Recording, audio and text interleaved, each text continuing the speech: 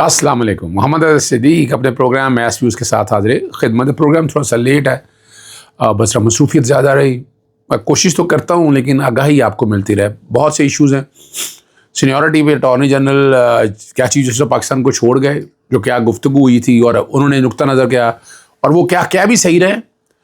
محسن اختر کیانی کے اوپر پریشر بہت ہے، جو سننے میں باتیں آ رہی ہیں. انہوں نے وہ کیا حالات کیا ہونے چاہیے، اور ملٹری کورٹ کے حوالے سے بڑی دلچسپ صورتحال پیدا ہو گئی. سلمان اکرم راجہ نے اچھے دلائل دیے ہیں، بہت اچھے دلائل دیے ہیں، وہ ماننا پڑے گا. اور قائم مقام چیف جسٹس جو سینیورٹی کے حوالے سے میں بات کر رہا ہوں، انہوں نے ہیئرنگ سٹارٹ کر دی. اور کیا ہوا اس کورٹ کے اندر، ان سب پہ گفتگو کا آغاز کریں گے. سب سے پہلے محسن اختر کیانی کے بارے میں باتیں تو دیکھیں بہت سی ہوتی ہیں. کہا جاتا ہے، یعنی یہاں لاہور ہائی کورٹ میں مسلم نون لائرز فورم کو تو ساری کہانیاں پتہ ہے. اٹارنی جنرل دفتر کے جو قریب لوگ ہیں یا لا منسٹر کے قریب ترین لوگ ہیں، وہ باتیں تو کر رہے ہیں. پھر اٹارنی جنرل نے جو باتیں کی بالکل حقائق سے منافی ہیں. جو انہوں نے باتیں کی ہیں وہ بڑی مزدار باتیں ہیں، وہ ذرا سمجھنے والی ہے. وہ ذرا سمجھیے گا بھی ان چیزوں کو، آسانی بھی رہتی ہے سمجھنے کے لیے. اور کوشش ہے کہ اس طرح سے پیغام یہی دلوایا جا رہا ہے کہ نہیں آپ کو جناب ہٹوا دیں گے اپنا چیف جسٹس یا آفریدی صاحب کے ذریعے. اس وقت سپریم جوڈیشل کونسل میں قابض تو بیٹھے ہیں نا بہت سے لوگ. میں مراد یہ ہے بہت سے لوگ. دیکھنا یہ ہے کہ اب ہوگا کیا اور کیا مطلوبہ نتائج حاصل ہو سکیں گے. بظاہر تو یہی لگ رہا ہے کہ مطلوبہ نتائج جو ہے نا وہ حاصل ہو جائیں گے.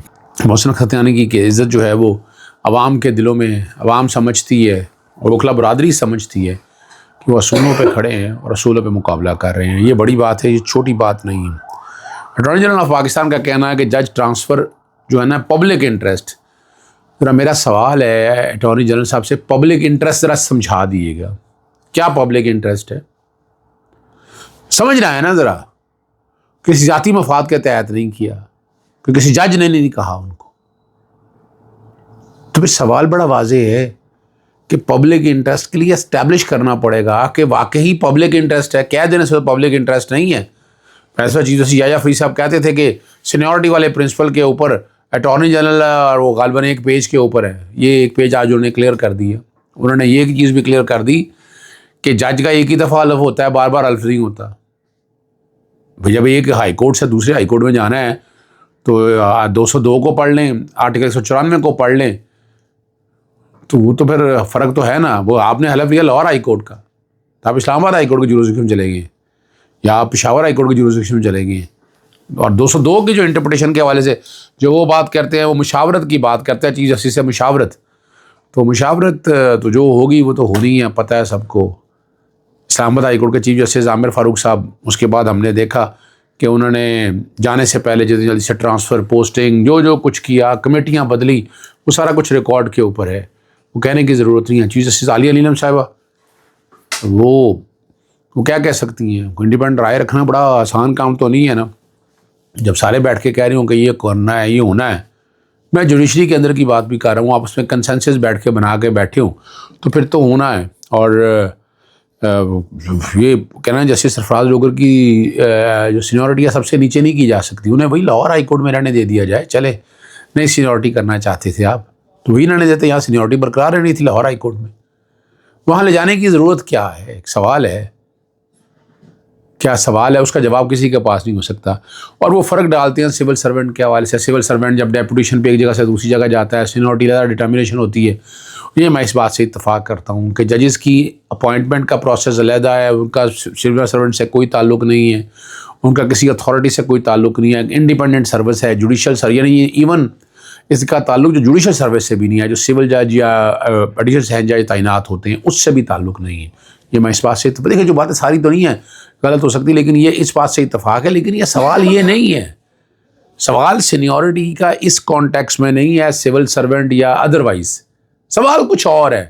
وہ سوال باریک ہے، وہ سمجھنے کی ضرورت ہے کہ آپ ایک ہائی کورٹ میں لیجیٹمیٹ ایکسپیکٹنسی ہے. آپ اسے اگر یہ شروع ہو جائے کہنا تو آپ تو چیف جسٹس اپنی مرضی کا بننے ہی نہیں دیں گے.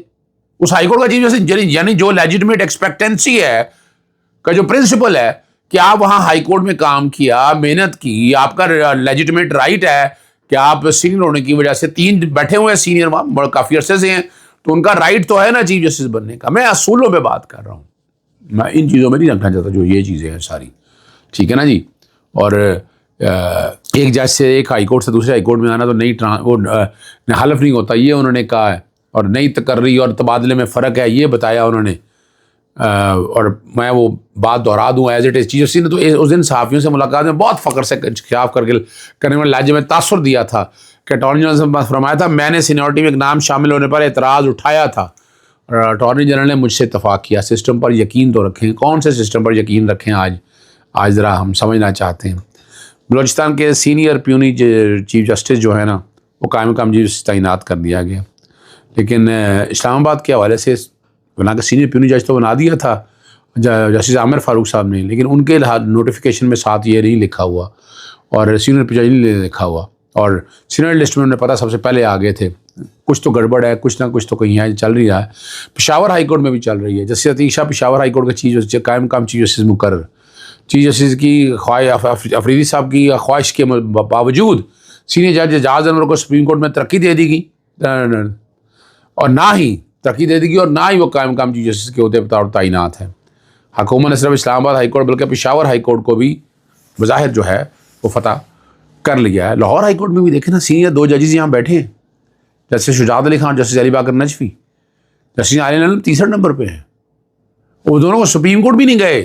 کمال کی بات یہ ہے، یعنی کون سا میرٹ اور کیا کچھ ہو رہا ہے. یہ سوال تو اٹھیں گے، باتیں بڑی ہوں گی. جسٹس سرفراز ڈوگر صاحب نے چیف جسٹس کا کمرہ نمبر 1 سنبھال لیا، وہاں سماعت کا آغاز کیا. P T I M P Aqib Ullah نے عمران خان سے ملاقات کے حوالے سے درخواست دی. انہوں نے سادہ درخواست ہی بھجوا دی جائے، جا کر وہ جو ہے سپرنٹینڈنٹ وہ فیصلہ کرے اس کا. یعنی اب قیدی سے ملاقات کرنا یہ رائٹ نہیں رہ گیا.